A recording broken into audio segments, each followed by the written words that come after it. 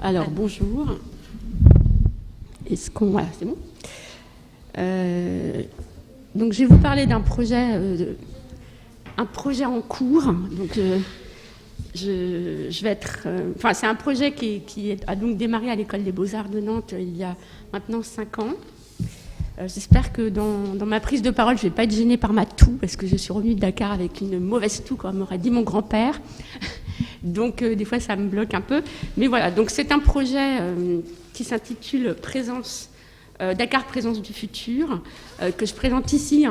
Et bon, je vous dis, c'est un projet qui, pour moi, est fait encore de tentatives, de bégaiements, enfin, d'essais, quoi. Alors, en gros, il a débuté il y a 5 ans et finalement, il a 2 développements, mais qui se rejoignent, d'abord dans l'enseignement et ensuite dans la recherche. Alors, pour être un peu précise, chaque année, nous emmenons à Dakar un groupe d'étudiants qui fait un séjour au Sénégal, donc environ 12 étudiants actuellement, dans le cadre d'un dispositif pédagogique qui s'intitule Projection internationale en Master 1. Donc, j'insiste là-dessus parce que ce sont des étudiants qui sont très jeunes, ils sont en 4e année, et en 4e année dans une école d'art aujourd'hui, c'est une période pendant laquelle les étudiants apprennent vraiment à construire un territoire de travail, un projet de recherche, à avoir un corpus de textes, un corpus de compagnons, etc. Donc leurs productions sont des productions qui sont parfois un peu fragiles, mais en tout cas le challenge pour nous, c'est de leur proposer d'aller travailler à l'extérieur de l'école, de sortir de l'école, et notamment donc dans des perspectives internationales. En gros, le séjour à Dakar est assez court, c'est un workshop de 3 semaines, mais il y a un travail qui s'étend sur l'ensemble de l'année et qui est accompagné d'une phase de préparation, puis au retour d'une phase de restitution, exposition, édition, etc. C'est un dispositif pédagogique qui tente finalement d'enseigner de manière interdisciplinaire, comme le disait Devika tout à l'heure, voire même antidisciplinaire, en tout cas de manière assez expérimentale, et qui s'articule aussi à la mise en place de campus internationaux de l'école. Alors il y en a 3, il y a celui de Dakar qui est en train d'émerger, qui est un peu plus lent que les autres, plus difficile à mettre en place, mais sinon nous avons donc un projet à Houston Marfa qui s'intitule Desert Unit for Speculative Territories, et puis en Corée du Sud à Séoul et Suncheon qui s'intitule lui Là où nous sommes dans le paysage. Le cœur commun en fait de ces campus est de partager des approches à la fois méthodologiques et théoriques, et puis aussi des questions sur la refonte des pratiques de sites spécifiques. Et en plus, donc, ce qui est important à dire, c'est que j'appartiens en master à un espace d'enseignement pédagogique avec une équipe qui a le titre un peu pompeux, mais on a d'autres titres pompeux dans notre école. Donc le titre de ce master s'intitule « Construire le monde ». Et en fait, dans cet espace de travail, ce qui nous intéresse, c'est de confronter les étudiants à aux relations qu'aujourd'hui l'art entretient avec les sciences humaines, sciences dures, de les amener à travailler sur des questions très concrètes liées au monde contemporain, et puis aussi de s'interroger sur ce que c'est que la recherche en art aujourd'hui et comment les artistes travaillent, donc de leur donner un certain nombre de références ou de leur proposer un certain nombre de rencontres sur ces questions. Parallèlement à ça, donc, la recherche que je mène au sein de l'École des Beaux-Arts est adossée à un laboratoire de recherche CNRS de l'École nationale d'architecture de Nantes. Et ces dernières années, j'ai travaillé plus particulièrement sur un projet qui s'appelait Penser depuis la frontière. Penser depuis la frontière, qui était une suite de pensées archipéliques dans la pensée. Et donc, en fait, ça a consisté à mettre en place un certain nombre de journées d'études, des expositions, à réaliser des films, etc., avec d'autres compères de travail, soit à Dakar, soit à Nantes. Moi, particulièrement, j'ai eu envie de travailler ces dernières années sur la relecture de l'histoire de la modernité au Sénégal, à travers notamment la place de l'international situationniste, et j'ai particulièrement regardé ce qui s'est fait dans les années 70 au Sénégal en m'intéressant aux travaux d'un artiste qui s'appelle Issa Samb, qui avait créé un laboratoire de recherche qui s'appelait le laboratoire de recherche Avitart, qui était un laboratoire de recherche opposé à la politique de Senghor. Et puis, ces derniers temps, il y a un artiste belge, Vincent Missen, qui a aussi travaillé sur cette relecture de l'IS et la place des intellectuels ou artistes non occidentaux au sein de l'IS. Donc, j'ai plutôt travaillé là-dessus et produit un certain nombre de textes là-dessus. Alors, je reviens à l'enseignement. Donc je vais vous montrer un PowerPoint qui est le PowerPoint que je présente aux étudiants en début d'année, quand nous leur présentons ces propositions de travail et qui tentent un peu de leur expliquer ce qui nous intéresse, mais aussi de leur donner envie. Ensuite, les étudiants écrivent quelques lignes de projet, montrent leur portfolio et nous les sélectionnons en fait, sur projet, et projets qui vont donc développer au fur et à mesure. Alors pourquoi d'abord Dakar et pourquoi aussi ce titre?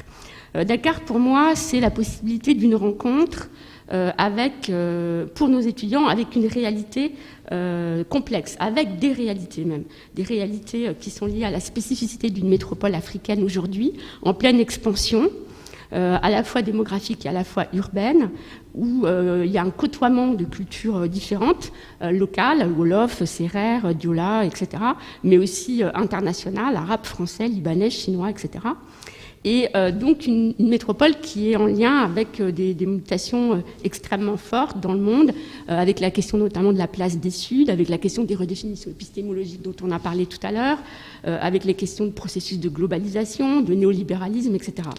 Donc c'est un projet qui vise à aussi tisser des liens avec la scène artistique intellectuelle au Sénégal et en Afrique, et qui finalement considère la ville de Dakar comme une sorte d'espace site-ressource pour prêter une attention aux réalités et aux formes, j'insiste là-dessus, sociales, culturelles, historiques, urbaines, à leurs processus locaux et internationaux. La question du futur, donc, est un titre repris à cette fameuse collection de romans de science-fiction Présence du futur, qui a été publiée entre 1954 et 2000 aux éditions de Noël. Et elle nous intéresse parce qu'elle stipule en fait les très nombreux challenges qui se présentent aujourd'hui au continent africain et à nous-mêmes, et donc un certain nombre de questions assez complexes qui sont devant nous. Et qui me paraissent importantes d'aborder et qui intéressent les étudiants et les jeunes d'aujourd'hui dans une école d'art. Donc les étudiants sont immergés dans un contexte dynamique de recherche, on essaye en tout cas, et de production, à la fois locale et internationale, qui sont, cette dynamique est élaborée par les enseignants de l'école, je ne suis pas la seule à travailler, mais aussi et surtout avec nos partenaires sénégalais. En fait, ce qui nous intéresse, c'est que les étudiants rencontrent d'autres façons de faire, de penser et de produire, rencontrent une scène de l'art large, art contemporain, cinéma, musique, danse, etc., donc non occidentale, qu'ils connaissent aussi cette scène spécifique de l'art qu'a été le Sénégal, avec l'histoire spécifique du Sénégal, les politiques culturelles de Senghor, la relation à la construction du jeune État Sénégal dans les années 60, un programme quand même culturel et artistique extrêmement riche dans les années 60, avec la création de grandes institutions culturelles. Et l'école, notamment des arts de Dakar, faisait partie des institutions créées par Senghor. Et je pense qu'elle pose un certain nombre de questions que Zaya traitait à partir d'Hanoï. C'est-à-dire, l'école de Dakar avait été influencée, par exemple, par l'école de Paris. Il y a eu un corps d'enseignants qui étaient essentiellement français, etc. Voilà, donc moi, je m'intéresse aussi à tout ce qui s'est passé et comment ce jeune État sénégalais s'est construit. Mais ce qui m'intéresse aussi, évidemment, c'est ce qui se passe aujourd'hui, donc les politiques culturelles actuelles, qui au Sénégal sont assez problématiques, il faut le dire. Et en fait, tout ça, pourquoi? Pour un peu sortir les étudiants de leur zone de confort, tant en termes de référence culturelle qu'en termes de compréhension d'un certain nombre de processus mondiaux de la scène de l'art, que aussi en termes simplement de rencontres avec un espace spécifique, avec une ville, avec des rues, etc. Donc pour nous, il s'agit de pousser certainement l'innovation, ou en tout cas, bon, je ne sais pas si c'est l'innovation, je n'aime pas ce terme-là, mais une invention de forme, une invention de proposition. Et alors, avant le moment même passé au Sénégal, ce que nous leur proposons, c'est d'être confrontés à des approches différentes, à des approches venant de l'histoire de l'art, à des approches venant de la philosophie, de la théorie critique, des études postcoloniales et décoloniales, et notamment donc au Sénégal, tout ça est très présent actuellement avec cette figure emblématique de Felwine Sarr qui a monté avec Achille Mambé les ateliers de la pensée, et donc toute une série d'intellectuels, mais aussi d'artistes. Ils sont aussi confrontés aux études culturelles, aux études urbaines, à des questions de genre, à la théorie de l'image ou encore à l'histoire du cinéma, parce que le cinéma, vous allez comprendre tout à l'heure, prend une place assez importante dans ce projet. Et donc, pendant une phase d'immersion d'abord un peu théorique et à distance, et bien ensuite donc succède à cette phase d'immersion des projets personnels ce qu'on attend en fait, c'est qu'ils réalisent une œuvre. Alors ils ne réalisent pas une œuvre en 3 semaines à Dakar, mais bien sûr ça se passe au cours de l'année. Alors il y a aussi des projets collectifs qui accompagnent tout ça, et en même temps ils participent à un certain nombre de projets institutionnels, Biennale de Dakar, expositions, ils peuvent être assistants d'artistes, ils peuvent participer à des conférences, à des visites, etc. Nous fréquentons très souvent le Centre d'art contemporain Romatériel, le Fab Lab de Dakar qui s'appelle Kertiosan, ou alors le Village des Arts, les musées, etc. Donc Dakar, vous l'avez compris, est appréhendé comme une sorte de grand atelier où il est possible pour des étudiants de faire rapidement des rencontres avec des acteurs artistiques intellectuels, mais aussi avec toute la sphère sociale, et c'est souvent ça qui intéresse plus les étudiants, à vrai dire.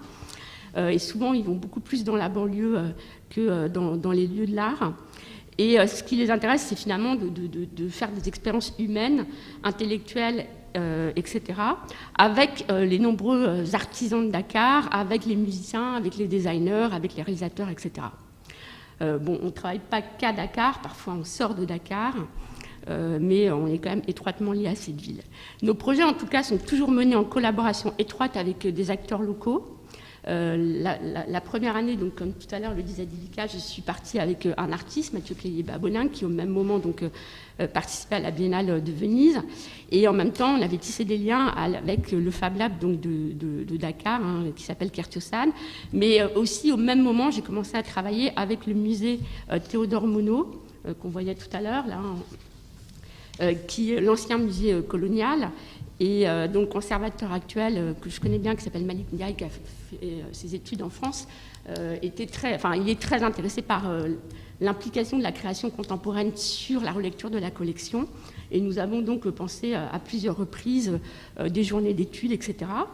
Mais aussi, donc, j'ai travaillé avec cet artiste assez étonnant qu'Elissa Samb, qui était venue donc à l'école à Nantes, et enfin avec des lieux de formation, sachant que pour revenir sur cette histoire en tout cas, ce que je veux dire, c'est que actuellement l'école de Dakar d'art est en crise depuis les années 80, après avoir été une école assez en vue, une école qui a formé beaucoup de gens au Sénégal, suite à l'abandon d'un certain nombre d'objectifs culturels dans les années 80 sous la présidence d'Abou Diouf, et notamment d'un certain nombre de choses qui avaient été initiées par Senghor. Eh bien, cette école a à la fois plus de lieux, enfin son lieu est très réduit, mais aussi une équipe pédagogique qui est dans des grandes difficultés et un projet d'enseignement qui est très très éloigné du nôtre. Donc du coup, je me suis tournée vers des établissements privés et j'ai essayé de travailler avec ces établissements privés et avec des jeunes étudiants qui sont plutôt formés en fait à l'audiovisuel, etc. En tout cas, ce qui est important de dire aussi, c'est que j'ai assez vite intégré à mon équipe à Nantes un jeune réalisateur sénégalais qui habite à Nantes, qui s'appelle Mamadou Roumagay. Et je cite sa présence parce que pour moi elle est importante. C'est une présence qui finalement nous aide à être moins naïfs et qui permet aux étudiants d'appréhender beaucoup plus rapidement ce qui va se passer une fois qu'ils seront à Dakar que si on partait sans cette présence au sein de l'école même. Donc c'est un jeune réalisateur qui avait initié avec un autre groupe de jeunes, un groupe de travail autour du cinéma et du cinéma en banlieue, puisque à Dakar, les cinémas ont été abandonnés là aussi pendant les plans d'ajustement structurel dans les années 80. Bon, actuellement, il y a un peu un renouveau du cinéma, mais pendant tout un moment, il n'y avait plus de cinéma à Dakar et il n'y avait pas non plus de possibilité pour les habitants de Dakar, qui sont majoritairement des gens de la banlieue, de voir des films, mais aussi ils se sentaient d'une certaine manière abandonnés par les films produits, c'est-à-dire ils se considéraient comme n'étant pas représentés par les productions cinématographiques ou audiovisuelles, et donc certains ont initié des groupes de travail pour s'auto-produire et s'auto-représenter, ce qui moi m'intéresse beaucoup. Donc on va dans cette banlieue de Dakar, notamment à Guinouraï. Et finalement, donc Rouma a actuellement une fonction qui est à la fois d'aider les étudiants à construire leurs projets en donnant des références culturelles et artistiques, en explicitant le contexte, les réactions des gens, par exemple, concrètement, quand on va dans une rue à Dakar et qu'on filme, qu'est-ce qui va se passer ? De quoi on a besoin, mais aussi les conditions de vie des gens qui, évidemment, sont très, très différentes des nôtres, les conditions de travail, les conditions du milieu artistique. Il aide aussi les étudiants à réaliser les projets. Là aussi, il y a toute une série de conditions techniques qui sont assez lourdes et pas toujours évidentes à cerner, mais il aide aussi les étudiants à rencontrer un certain nombre de gens de tout ordre. Un étudiant veut rencontrer un marabout, on va trouver un marabout, une féministe, un militant, un tisserand, un danseur, un rappeur, etc. Puisque nous, notre idée, c'est vraiment de partir des projets des étudiants, donc on doit être capable d'aller trouver les partenaires potentiels. Et enfin, donc, il nous aide enfin, il est une sorte de médiateur, une sorte de traducteur, non seulement de la langue, du français wolof, wolof français, mais aussi de comportement culturel, une sorte de négociateur, de facilitateur, d'accélérateur, dans un contexte qui, il faut le dire, n'est pas toujours facile. Et même on se simplifie pas toujours les choses, puisqu'on ne va pas toujours travailler dans les lieux de l'art, mais plutôt par exemple, l'année dernière, on a travaillé dans un marché populaire, donc plutôt dans des lieux parfois incongrus où on ne nous attend pas. Donc ce qui m'intéresse vraiment, et le cœur du projet est celui-ci, ce qui m'intéresse, c'est que les étudiants sont amenés à réfléchir à ce que veut dire aujourd'hui penser depuis avec l'Afrique. Si on va là-bas, c'est pour ces raisons-là. C'est-à-dire, en quel sens cela est-il pertinent pour nous, aujourd'hui, de penser avec l'Afrique ? Qu'est-ce que les expériences africaines... Tu as dit depuis, justement. Alors, depuis et avec l'Afrique. Depuis, ouais. D'accord. Bon, depuis, parce qu'on rencontre plein d'intellectuels sur place, et nous, on n'habite pas là-bas, donc c'est plutôt avec. Mais en tout cas, c'est avec m'intéresse. Et donc, qu'est-ce que les expériences africaines disent de la civilisation occidentale, de l'art occidental éventuellement ? Et si nous inversions les rôles, en fait, et si nous, occidentaux, habitués à vouloir dicter aux autres comment résoudre leurs problèmes et relever les défis de la modernité, nous engagions le dialogue avec les réalités et les philosophies africaines, pour voir comment, à partir de leur expérience, il serait possible finalement de revoir ce que la modernité occidentale a créé, voire brisé. Et si penser avec eux, en fait, nous permettait aussi de renouveler notre propre réflexion sur la manière dont les hommes peuvent aujourd'hui vivre ensemble au sein de la cité, malgré et avec toutes leurs différences, afin de faire monde et de construire des futurs désirables où le lien social et le lien avec la nature seraient renouvelés et émancipatoires. Et la question de l'émancipation a été posée ce matin par Elvan Tabounia, et c'est vrai que pour moi, elle reste importante, à la fois peut-être pour nous, mais aussi avec nos partenaires sénégalais. Donc, d'un autre côté, il s'agit aussi pour moi d'amener les étudiants à réfléchir en fait à ce qui se passe en Europe et en France. C'est-à-dire, évidemment, à réfléchir à l'histoire coloniale, à ses conséquences, etc., mais aussi au fait que la société française est une société de plus en plus pluriculturelle, à réfléchir, par exemple, à la place de l'islam, aux manifestations de l'islam aujourd'hui, à la question des migrations, à la question des processus néocoloniaux qui sont extrêmement forts au Sénégal, aux circulations transnationales, aux hybridités dont on parlait tout à l'heure, ou à des questions épistémologiques et de rupture épistémologique qui m'intéressent aussi. Bon, je dois dire que les étudiants dans une école d'art aujourd'hui, ils sont assez intéressés par ce qui constitue leur environnement en fait, et des questions très concrètes de à quoi ils peuvent participer d'une certaine manière et quelle est leur relation au monde, leur représentation, etc. du monde. Alors la phase de préparation et la phase de recherche désormais de plus en plus importante. Les étudiants avec Internet ont accès de plus en plus à des informations concrètes et donc peuvent petit à petit définir assez clairement à partir d'ici ce qui les intéresse. Les projets partent sur des choses très différentes. Pour vous donner un exemple, l'année dernière, Aïda, qui est une jeune femme d'origine canadienne qui est à l'école, a travaillé sur l'énergie solaire. Pourquoi ? Parce qu'elle est repartie des photographies de son grand-père, astrophysicien canadien qui était allé en 1965 au Sénégal. Et donc, elle a voulu réinvestir cette histoire-là pour montrer quelle était la place de ces questions aujourd'hui au Sénégal. Une autre étudiante, Camille, elle avait travaillé sur une manière beaucoup plus métaphorique et poétique sur une analogie entre les sites mégalithiques du Ciné Saloum et les systèmes numériques et informatiques de circulation de l'information et de communication. Un étudiant, Mathéo, l'année dernière, avait travaillé sur... alors là, je ne montre pas les travaux des étudiants en même temps, mais je vous montrerai tout à l'heure l'édition qu'ils sont en train de faire.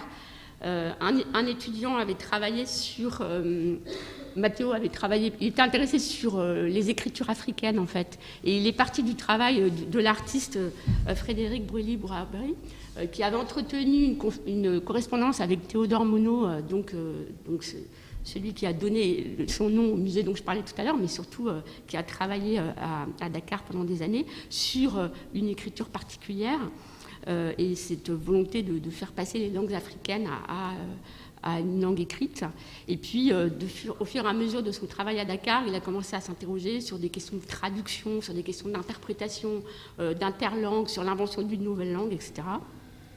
Bon, voilà. Et puis une autre étudiante, Blanche, elle avait repéré la construction à la fin de la péninsule de Dakar d'une nouvelle ville, une ville futuriste, un peu sur les modèles de l'Arabie Saoudite, une ville tout en verre qui s'appelle Diamniadio, où toute l'administration sénégalaise va se déplacer et qui est une ville qui pose plein de questions évidemment écologiques, mais en plus qui isole complètement d'autres fragments de territoire. Et elle est allée notamment dans un petit village qui s'appelle Bargny, qui est encerclé par une centrale thermique, une cimenterie, cette nouvelle ville et puis un gros port de conteneurs. Donc elle a commencé à travailler sur... Là aussi, c'est un film qui est pas... C'est pas des documentaires classiques, hein, c'est pas des documentaires... mais c'est des documentaires qui cherchent à réinventer une forme d'écriture par l'image sur ces questions-là. Alors les projets collectifs, eux, ils ont quel but ? Ils ont un but par exemple, de resserrer le groupe. La question du collectif dans les écoles d'art aussi est importante aujourd'hui. Donc de resserrer le groupe, d'amener le groupe à identifier d'autres questions entre eux aussi. Et là aussi, on a travaillé chaque année sur des projets très différents. Une année, les étudiants avaient voulu construire un radeau, donc qui était un peu problématique pour moi. Parce que ce que j'ai oublié de dire quand même, c'est que tout ça part d'une école qui se trouve à Nantes, et que Nantes a une histoire assez particulière avec l'Afrique aussi. Voilà. Hein. Et j'ai aussi un peu oublié de dire que, enfin, je dirais, mais bon, enfin bon, bref, je dirai après. Donc, en tout cas, ils ont voulu travailler là-dessus. L'année suivante, on a travaillé sur un projet qui s'appelle le Musée du Futur, au sein même des collections Villifant, avec un groupe d'étudiants sénégalais, où on a interrogé ces collections en faisant une série de projections. Alors, les étudiants sénégalais, c'est ceux des instituts de formation privés, donc Supplimac, dont je parlais tout à l'heure. Et puis, enfin, on a travaillé l'année dernière donc, dans un marché très populaire, qui était une sorte d'immersion d'un seul coup, passé de Nantes à Pikine. Qui était aussi intéressant. Et moi, ce qui m'intéresse, c'est qu'il y a très peu d'Européens qui vont dans ces zones-là. Alors tout ça s'articule aussi autour de séminaires, autour de conférences, soit que je mène à l'école, soit à travers des invités. L'année dernière, par exemple, nous avions invité à l'école Dominique Malaquet, parce qu'elle a particulièrement travaillé sur les années 60 et le Fesman, etc., à Dakar. Nous avions invité Benoît de l'Étoile, nous avions invité Anna Sederer pour reposer les questions d'art occidentaux et non occidentaux. Et en fait, cette année, on va travailler sur... avec 4 invités principales, un artiste qui s'appelle Cher Ndiaye, qui est un artiste sénégalais qui travaille plutôt sur l'espace urbain, mais dans sa question d'informel, et qui va accompagner les étudiants pendant tout un temps de leur séjour.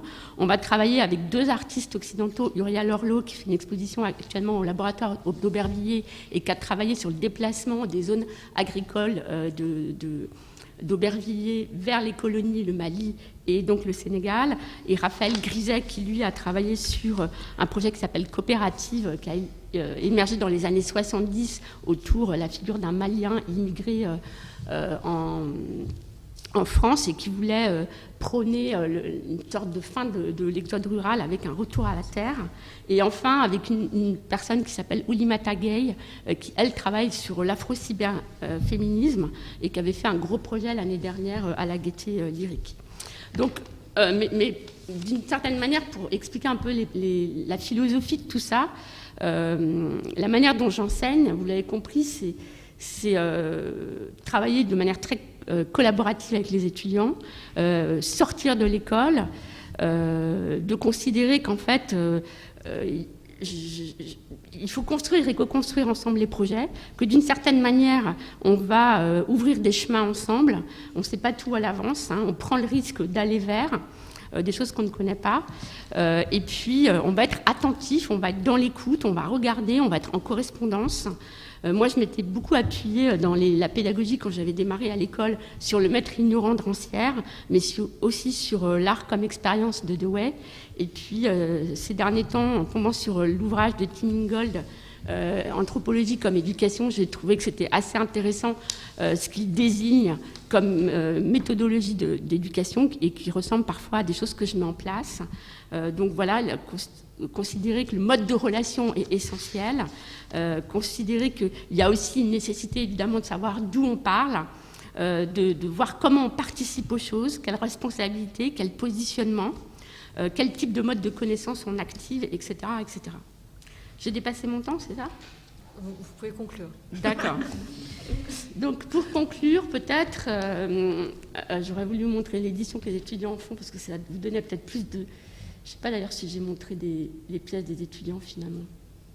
Oui, peut-être. Mais bon, en tout cas, je disais que la recherche, l'enseignement s'articule à la recherche, et actuellement, on est en train de mettre en place un programme de recherche autour de la question du musée à Dakar qui s'appelle donc Atelier d'improvisation épistémologique, qui part d'une série de rencontres qu'on a fait donc avec Malick Ndiaye, une première rencontre autour de la question des musées au Sénégal et des musées au Sénégal pour le XXIe siècle, qui posait donc la question de ces institutions. L'année dernière, on a fait une nouvelle journée d'études en revenant sur un projet très particulier du Sénégal, qui était le musée dynamique, auquel ont participé Maureen Murphy et puis d'autres. Et une histoire qui n'est pas encore écrite de cette institution-là, et on va vers une publication en fait de ce travail-là. Et là, actuellement, notre envie, c'est de proposer des résidences d'artistes au sein du musée qui vont interpeller la question de la construction du savoir, de qu'est-ce que c'est qu'un musée en Afrique aujourd'hui, de comment ces musées-là ont parfois exclut toute une manière de penser, de construire de la connaissance et du savoir. Et moi, comme je suis proche des pratiques artistiques et que j'appartiens à une école d'art, j'avais envie de le faire à partir donc de gens qu'on invite. Alors il y aura Cher Ndiaye, donc je pourrais juste vous montrer un tout petit peu, mais très non, je ne vais pas le faire, mais Cher Ndiaye fera une proposition. On avait aussi envie de travailler avec Alain Gomis l'année prochaine et d'autres. L'idée aussi, ce sera de mettre des séminaires de travail collectifs autour de tout ça. Merci beaucoup. Merci beaucoup, Léna. Je pense qu'il y a beaucoup de pistes qui ont été lancées. Je suis sûre qu'il y a nombre de questions. Il y a une trame, je pense, qui est déjà apparue, bien sûr, ce matin et qui continue à travers vos deux communications. C'est celle des différents milieux de l'art. En parlant du 19e siècle, on a beaucoup parlé des différences entre l'artisanat et l'art, entre les cursus d'école d'art, les cursus d'artisanat, comment l'Empire britannique a cherché aussi à définir ou redéfinir l'artisanat indien. Et plus on avance dans le temps, plus la question évidemment s'oriente un peu différemment. Zaya Rahmani a parlé de la construction d'élite. Paul Samuter parle des gentlemen anglais des artistes. Donc à nouveau la question des milieux sociaux, d'où viennent les étudiants, est très importante. Et aujourd'hui, et ça on en parlait un peu plus à l'heure du déjeuner, Emmanuel Chérel et moi-même, se pose aussi la question des tensions entre un milieu de l'art déterritorialisé dans des pays comme le Sénégal, des relations entre les différents mondes de l'art. En un nombre d'artistes aujourd'hui se forment en tous les cas en partie à l'étranger, ce qui crée aussi un clivage avec d'autres artistes qui sont soit issus de la bourgeoisie mais n'ont pas forcément les moyens d'aller à l'étranger. Donc se pose la question aussi de la mobilité, de qui a les moyens de voyager et de participer à certains discours, même s'ils restent dans leur pays. Zaya, tu as toi aussi fait l'expérience de la Biennale de Dakar où tu as présenté Sismographie des luttes. Donc c'est une scène artistique que tu as pu côtoyer, à laquelle tu as pu participer. Je ne sais pas si c'est à moi de prendre la parole, mais oui, j'étais à Dakar cette année, au moment où, d'ailleurs, Emmanuel était là-bas avec ses étudiants, parce qu'il y avait un certain nombre d'événements majeurs. Et Sismographie, qui est en fait un display, mais qui est le résultat d'un travail de recherche, en fait collectif aussi autour des revues non européennes. Moi, je suis très mal à l'aise en fait de répondre à ça parce que mon souci auquel je suis confrontée, moi, en Afrique, c'est la question de la mobilité des Africains. En fait, on leur interdit quasiment de venir en Europe et j'entends très bien. Et donc, comme moi j'étais partie sur cette question de Tardieu et de ses élèves, mais j'entends très bien. Moi, j'ai été vraiment très touchée à Dakar par quelque chose que je trouve extraordinaire. Oublions les politiques, c'est la mobilité, la dynamique de cette mobilité entre les jeunes gens à travers des moyens très précaires, mais j'ai rencontré des gens formidables. Donc voilà, c'était formidable d'être avec des jeunes étudiants ou artistes congolais et autres. Mais ce qui m'a touchée aussi, c'est ce sentiment qu'on est très près de quelque chose en Afrique qui serait presque un continent unifié au sens, je ne sais pas pour l'Afrique du Nord, mais on sent qu'il y a ce projet aujourd'hui de plus en plus d'avoir une sorte de passeport commun qui est en train de se dessiner. Il y a déjà à peu près 40 États qui ont signé ce projet. Et évidemment, tu parlais d'Issa Samb. En plus, malheureusement, cet artiste extraordinaire, son atelier venait d'être complètement bousillé 2 ans auparavant, écrasé. Issa Samb avait occupé un très grand espace au cœur de Dakar, qui était une sorte de d'espace performatif et autres. Et puis, cet homme n'a pas eu de soutien, donc son atelier a été écrasé. Et puis, il est mort peu de temps après. Et donc, le moment où on y était, c'était aussi un grand hommage à cet homme. Et du fait de son hommage, il y avait une agitation extraordinaire, puisqu'il y a eu ce que tu as montré, Agit Art, qui pour moi était une des plus belles expositions qu'on ait pu voir ces dernières années. Je ne sais pas si... Je suis plus sceptique, mais parce que en fait, je connais bien le travail d'Issa Samb et d'Agit Art, et j'étais un peu sceptique sur les formes que ça prend aujourd'hui, en fait. Moi, je parle juste de l'exposition qui avait lieu là-bas et qui me semblait avait une qualité. Elle était très simple, c'est qu'elle s'était fait dans des conditions très précaires du point de vue de la construction, puisque c'était une gare désaffectée sans toit quasiment. Mais ce que j'ai aimé, en fait, c'est comment dire cela il y a une absence d'autorité à Dakar. C'est ça qui est formidable. Voilà, il y a une absence d'autorité. Tu te promènes dans cette ville pendant ce moment en rencontrant de multiples formes d'art, mais il me semble que moi je n'ai pas été à Dakar pour essayer de chercher la qualité d'un art, ça ne m'intéressait pas, ça ne m'intéresse pas. J'ai fait des très belles rencontres avec des gens. Voilà. Alors maintenant il y a très peu de Français. J'ai été très étonnée de la présence de beaucoup d'Américains, mais il y avait très peu de Français. Mais bon, voilà. Je vais pas. Moi, j'entends un projet pédagogique et du fait que des étudiants français puissent être pris dans un projet comme ça, voilà, je l'écoute en fait. Hein. Voilà. Par exemple, la question de la résidence des artistes là-bas, ça. Comme moi, j'étais en résidence à Raw Material Company. Et que j'ai vu une académie très particulière, qui est assez unique au monde. C'est un peu différent, parce qu'elle est très tournée vers un cosmopolitisme, hein, c'est ça. Donc, mais j'entends bien que toi, ce que tu dis, Emmanuel, c'est que tu pars d'un endroit qui est ici, d'un constat et d'un état, et tu dis, ben voilà, on se déplace ailleurs, on sort de l'ici, et on vit une expérience qui fait que peut-être, en retour, ça peut modifier le ici. Moi, je l'entends un peu. Et ce que j'ai oublié de dire quand même, parce que du coup, j'ai abrégé la fin de ma présentation, c'est que pour nous, il est très important qu'il y ait des étudiants sénégalais qui viennent à Nantes, que pour le moment, on n'y a pas réussi pour 2 raisons essentiellement. C'est qu'on n'est pas très aidé, institutionnellement parlant. Il y a un problème de visa et il y a évidemment un problème de bourse. C'est pas un problème de visa, c'est pire qu'un problème. Oui, bon, donc, en tout cas, ça c'est une réalité concrète, quoi. Donc pour nous, c'est très important d'avoir, là, le lieu qui m'intéresse le plus peut-être en termes de formation, c'est le master de Saint-Louis qui s'appelle le documentaire de création, où il y a un partenariat depuis longtemps avec avec Grenoble, avec l'USAS, etc. Mais bon, ça ne résout pas les problèmes. Même l'année dernière, ils n'ont eu aucun financement.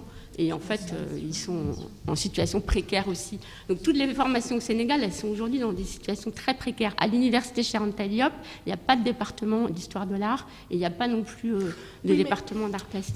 Moi, cette histoire de département d'histoire de l'art, l'université Cheikh Anta Diop, quand on arrive et qu'on voit tout ce qu'il y a comme livre en vitrine, on aimerait que nos étudiants aient accès à ça.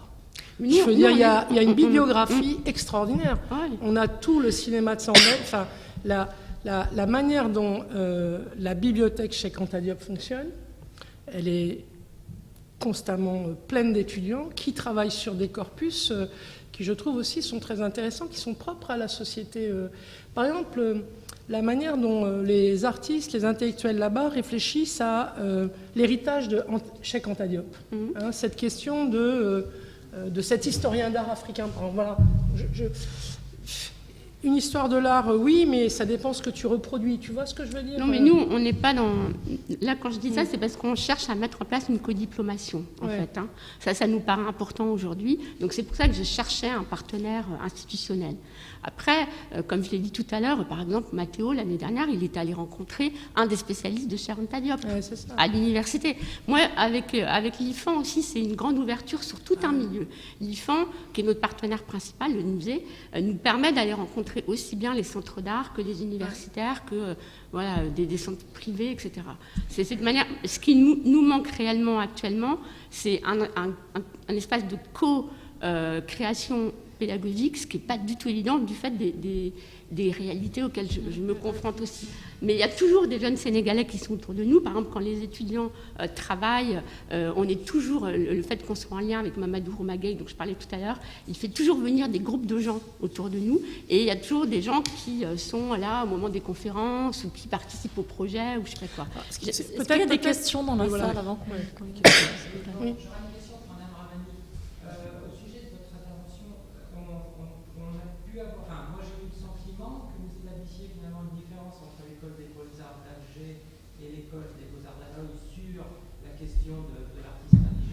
Est-ce que pour vous, l'école des Beaux-Arts d'Hanoï est moins colonialiste ou pas du tout colonialiste par rapport à ça? Alors, c'est compliqué parce qu'en fait, on est dans un contexte colonial, mais il est clair, par exemple, qu'en Indochine, hein, on est dans un contexte colonial, mais alors, c'est pas une colonie de peuplement. C'est infime le nombre d'Européens qui sont présents en Indochine comparé à l'Algérie en termes de nombre. Mais par contre, si vous lisez les documents qui sont à l'origine de l'école des Beaux-Arts d'Alger, ça n'a pas, et même quand ça devient école municipale, là c'est très très clair, hein, c'est une école qui dit sa vocation à servir la population indigène. Voilà, c'est ça que je veux dire. Hein. C'est pas une école qui est, comment dire cela, un outil scolaire au même titre que l'opéra ou le théâtre, au service du divertissement d'une société européenne. Voilà, c'est ça que je pourrais dire, par exemple. En fait, vous n'avez pas vraiment répondu à ma question. Alors, répétez-la. Je la répète. Ouais, est-ce que vous dites colonial, vous voulez dire? Parce que, en fait, la question, c'est, je la répète, puis après, je vais faire un petit commentaire. On a le sentiment, vous écoutez, que vous aviez l'air d'établir une différence de nature entre les deux écoles des Beaux-Arts sur ce critère de l'artiste indigène. À Hanoï, on accueille la vocation d'Arthur, c'était de former des artistes indochinois. Des artistes qui, en fait, vivaient dans le pays et avaient vocation à y rester, à y être et à servir une société autochtone, on va dire. Ce que je veux dire, c'est quand je vous demande s'il y a une différence en termes d'adhésion au projet colonial et colonialiste. Oui, il y a une vraie différence parce que, par exemple, vous avez en Algérie la construction d'un discours sur l'art algérien qui est une sorte de plaquage dédié à deux choses, l'enluminure et la miniature, par exemple, qui sont en fait des importations. Dans l'enseignement qui avait lieu à l'École des Beaux-Arts d'Alger, les deux enseignants dont on pourrait dire qu'ils étaient eux-mêmes des personnalités susceptibles d'être de culture arabe, professeurs d'enluminure et de miniature, ces deux personnes reproduisaient, si vous voulez, une pensée, une pratique qui avait à voir avec un modèle d'importation. Alors que chez Tardieu, il y a une pensée incroyable de l'héritage. Par exemple, si on prend le cas de l'Afrique du Nord, en Algérie du moins, jamais il y a eu des travaux, surtout au XIXe, sur un héritage architectural et artistique propre à la société indigène.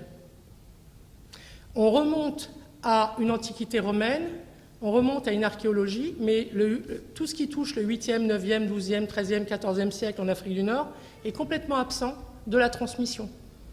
de l'enseignement artistique en Algérie. Ce n'est pas le cas en Indochine. En Indochine, on s'appuie énormément sur l'histoire architecturale du territoire, par exemple. On essaye, si vous voulez, de poser les jalons, hein, on pourrait dire, d'une histoire des formes propre à une société et à ses pratiques culturelles, en fait. D'accord. En fait, moi, je vais vous donner mon sentiment, c'est qu'en fait, l'école des Beaux-Arts de Tadieu participe au projet colonialiste, colonial de la France, à la mission civilisatrice. Bien sûr. Ouais. Mais de manière aussi forte que l'école des Beaux-Arts d'Alger, sur des modalités différentes. Mais vous avez cité plusieurs documents, mais oui. Je ne sais pas comment les extraits, vous avez plusieurs lieux communs du discours colonial. Ah mais j'ai dit, c'est du paternalisme. Non, c'est pas du paternalisme. Non, mais... Mais quand vous avez Tardieu qui dit qu'il faut construire la nation à l'image de la France, oui, oui. avec justement quelle est la position de l'art latin, vous l'avez cité. Alors, est-ce que vous les connaissez, ces documents? Si vous êtes rentré dedans, vous voyez bien que ce qu'il dit, par exemple, de nation et des lumières, c'est exactement ce que je disais dans mon introduction.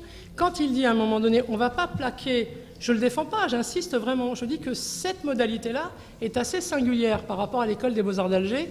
Alors, en Tunisie, c'est encore un peu différent. Elle est singulière en ce sens où lui dit, texto, on est en situation coloniale. Hein.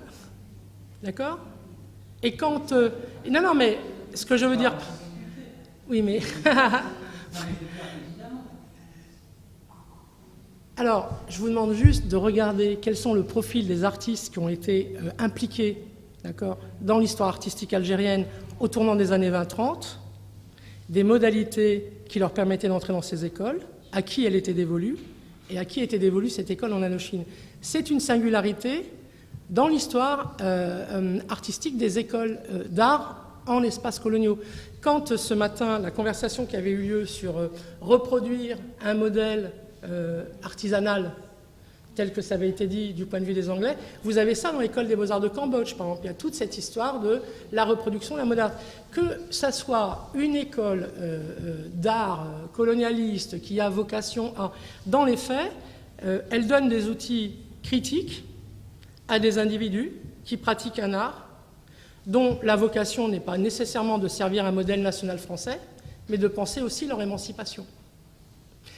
Dans les écrits d'un certain nombre d'artistes vietnamiens et les travaux qui ont été faits après coup dans les différents ouvrages qui ont été consacrés à l'art vietnamien, historique, hein, on va dire, et moderne et contemporain, c'est pas parce que vous êtes passé par ce type d'école que vous n'avez pas nécessairement acquis une pensée critique et un souci, une question quant à votre émancipation. Voilà. Mais je vois... c'est pas le cas de toutes les écoles d'art en territoire coloniaux, si vous voulez, cette ambition-là. Bon, je comprends pas. Oui, c'est pas important. Non, mais je comprends pas ou alors développer, ça serait mieux de développer, de dire... En fait, le problème, c'est pas mon sentiment. Oui. C'est que vous avez fait une communication... sur la nécessité que ces archives soient au service de tous. Voilà. Le rôle de l'historien, c'est pas seulement de plaider pour ça. Ah non, mais là... De faire parler des documents. Oui. De donner des clés d'analyse. On est d'accord. Donc là, moi j'ai vu passer des choses typiques du discours colonial, Mais... sur la notion d'art anamique. Vous avez cité, par exemple, vous avez dit ça a la vocation de créer un art anamique original. Oui, son texte, oui, c'était ça. En 1936, son texte, c'est ça. Mais c'est surtout aussi et un art anamique moderne. Oui. Alors, si vous voulez, moderne. Est-ce qu'il faut employer moderne ou un art anamique vivant? Vous voyez ce que je veux dire? Tout le débat qu'il a dans le courrier qu'il échange avec cet enseignant sur justement la fossilisation de l'artisanat vietnamien ou... Non, moi c'est moi qui vous le dis. C'est un principe du discours Mais... colonial, et ça s'analyse. Ça dépend dans quel... Non, parce que... Mais là, vous êtes en train, en fait, de vous appuyer sur une absence de fondamentaux. Il n'y a pas de poncif de ce point de vue-là concernant l'Algérie, par exemple. Parce qu'il n'y a pas volonté de faire valoir qu'il y aurait une pratique artistique propre à la société algérienne, en dehors du modèle européen présent, d'accord ? et qui serait une longue tradition dans laquelle pourrait être insufflée, pour aller vite, hein, une modernité qui lui serait propre à partir d'un outil qui serait un établissement dévolu à cette société. Voilà. Merci beaucoup. Je vous invite à continuer peut-être la discussion plus tard. En tous les cas, ça suscite de vifs débats et je pense que ça fait aussi partie de la conversation et des discussions qu'on souhaite avoir. Nous nous retrouvons dans 10 minutes après une courte pause café. Merci.